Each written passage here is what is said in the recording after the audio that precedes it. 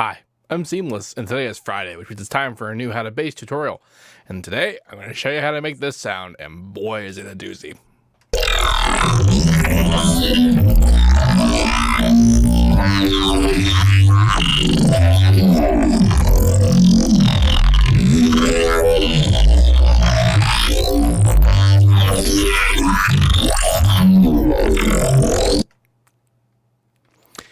Short of it is FM sound, lots of filters, some distortion, a whole bunch of phasers, hammer sampling in reverse, and then this.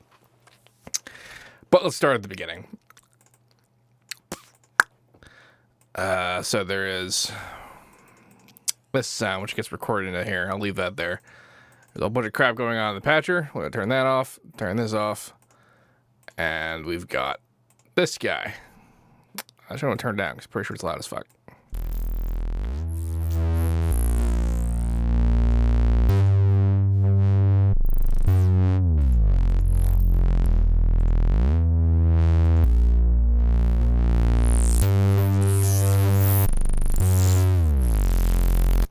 Cool, so this is actually a lot less bad than I thought it would be because when I initially made this patch, what I did is what you can see here, I turned every single FM knob, including the self-oscillating ones, and I threw in a whole bunch of just literally random ring modulation, and it kind of solved some of the problems the sound had when there was no oversampling. Because initially I had a lot of oversampling, because actually, let's just show you what the sounds like without that, and then turn it down.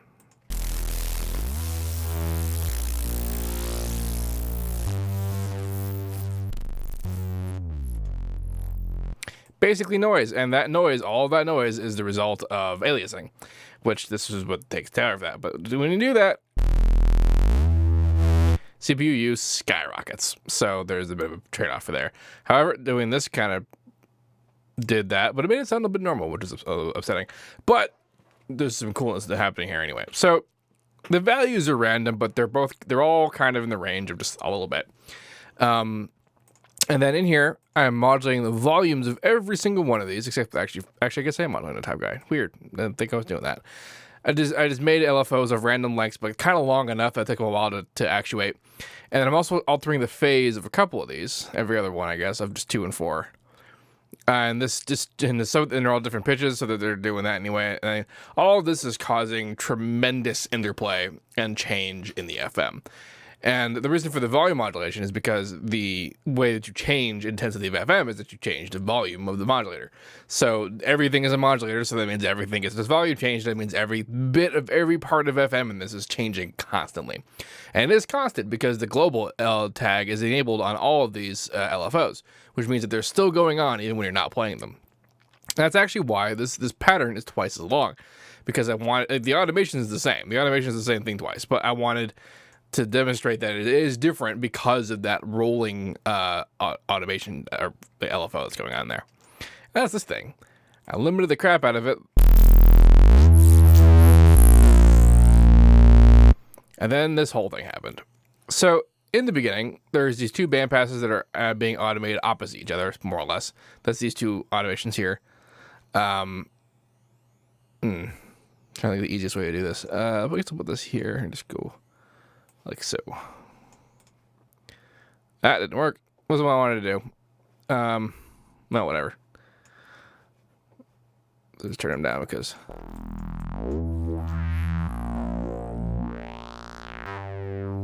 that's what that happened there. It wasn't not really a lot to that. It's just, and then compressed. The compression here is super duper hard on the bands and a little bit hard on the master, but the time variables are off on the master, so it's essentially like the wave shaper saturation, just saturating it. And this is just bringing back the band passes weren't even band passing that much, so it was not a lot lost there. And then into the next filter, which is just the band pass 2 notches. However, it is a thin band pass, and the 2 notches are huge. Huge.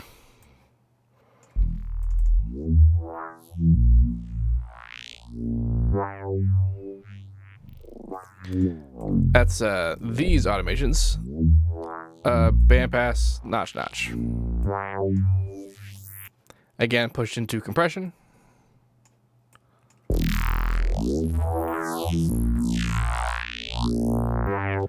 put into an EQ, which is really just here to temper the distortion that happens out of there a bit.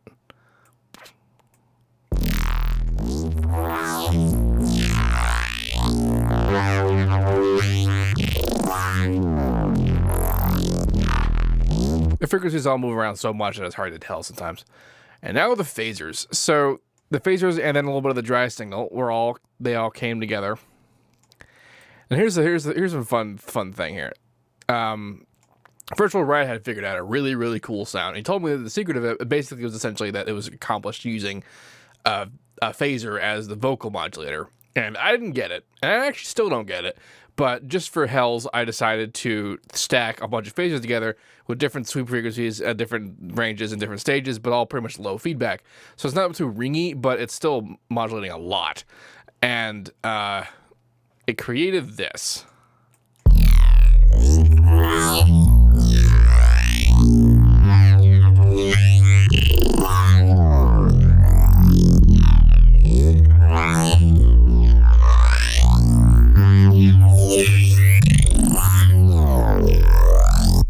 That is another one that is more or less modulating forever, which is actually when we're all done with the sound, you'll actually hear the motion of it still happening even when the notes aren't playing, and that goes into reverb just to kind of add some ambience, and then the first high pass, and then that goes into compression.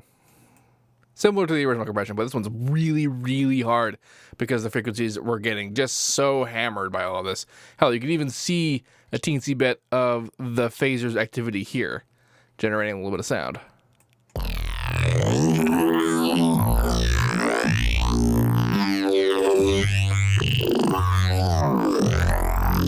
So that's this automation down here. That's this high pass. And then it goes into a Vocodex, and it also goes dry. And this is actually something that almost never worked for me before. I put it in the Vocodex while this was still playing, and it actually didn't sound bad. Usually it sounds pretty bad when you mix the dry and the wet of one of these, but for some reason this works. However, I do particularly like what the Vocodex sounds like by itself.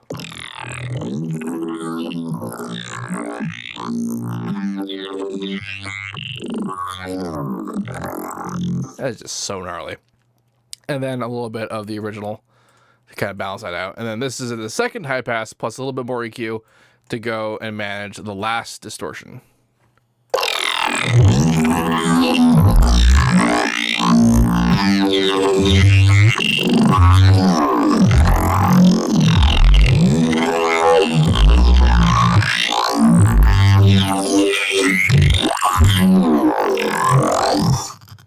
And that one is different automation through both times, actually, I should point out.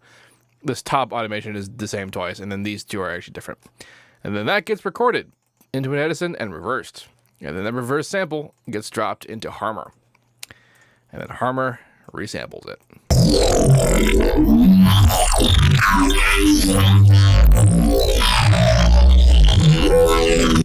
It's tough to do this one from the start, but essentially what's happening is it's playing it backwards. I have two voices unison, a teensy bit of just a standard prism, and actually phase randomness is on. I forgot about that. That's interesting, and that worked that well. The sharpness is kind of halfway, like here's the original, and this is where it was. Now, all the way up, it'll sound very synthetic. And all the way down, it'll sound way too watery.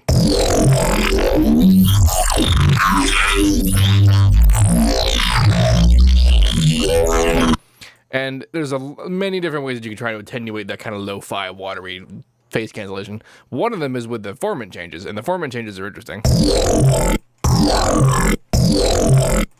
And this is going into the formant mutation window, moving around formants, much like you would the pitch shifter of Vocodex, actually. This is kind of how I treat this.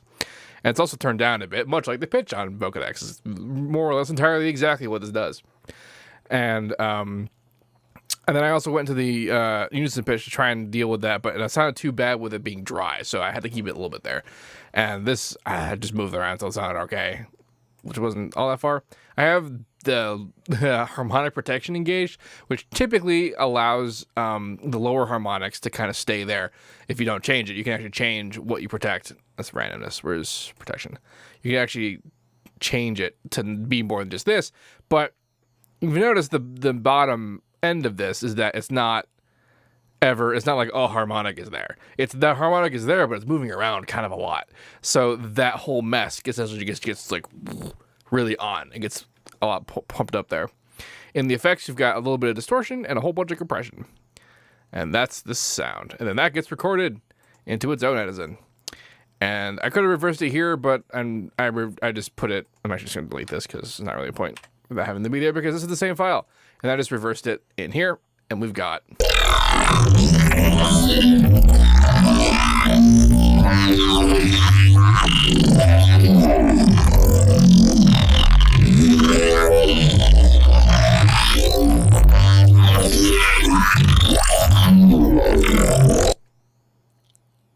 fun stuff.